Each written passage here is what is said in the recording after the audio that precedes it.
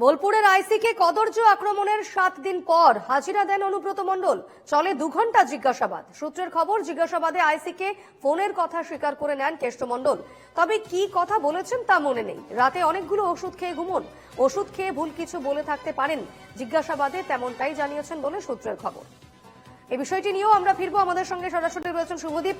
শুভদীপ, 7 দিন পর অনুব্রত মণ্ডল তিনি থানায় হাজিরা দিলেন এবং যেটা জানা যাচ্ছে 2 ঘন্টা তাকে জেরা করা হয়, জিজ্ঞাসাবাদ করা হয়। মূলত কি তথ্য উঠে আসছে এই জিজ্ঞাসাবাদ থেকে? দীপর্ণা, তোমাকে বলে রাখবো যে অনুব্রত মণ্ডলের সঙ্গে আইসি লিটন হালদারের যে অডিও ভাইরাল হয়েছিল গত বৃহস্পতিবার, এবং তারপরে শুক্রবার কিন্তু পুলিশের তরফে 4টি ধারায় মামলা করা হয়, যার মধ্যে 2টি ধারা জামিন অযোগ্য ছিল অনুব্রত মণ্ডলের বিরুদ্ধে।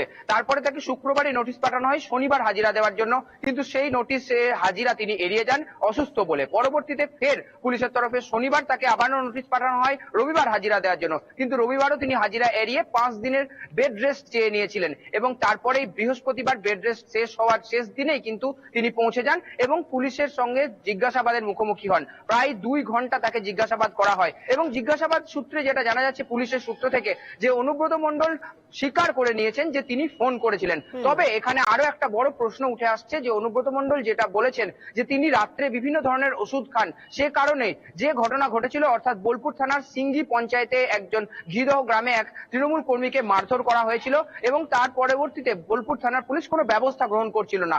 ওই তৃণমূল কর্মীর পরিবারের সদস্যরা যখন অনুব্রত মণ্ডলকে ফোন করেন, তখন তিনি রাগান্বিত হয়ে আইসিকে ফোন করে ফেলেন, এবং তিনি কি বলেছেন, গালাগালি করেছেন কিনা সেই সম্পর্কিত কোনো তথ্য তার কাছে নেই। কোন ফোন থেকে তিনি কথা বলেছেন সেই বিষয়টিও তিনি স্পষ্ট করে বলতে পারেননি।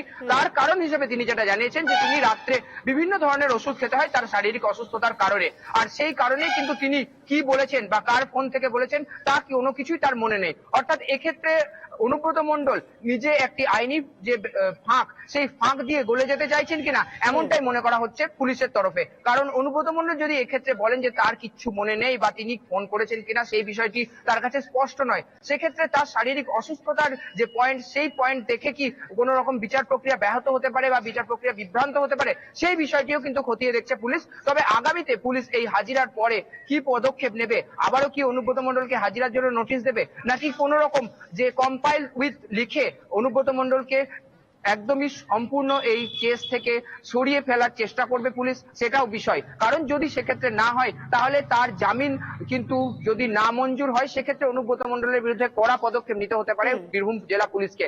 তাই এখন দেখার যে বীরভূম জেলা পুলিশ আগামীতে কি পরিস্থিতি এবং কি পদক্ষেপ নেবে। অবশ্যই বীরভূম জেলা পুলিশের পদক্ষেপের দিকে আমাদের নজর থাকবে। ধন্যবাদ শুভদীপ।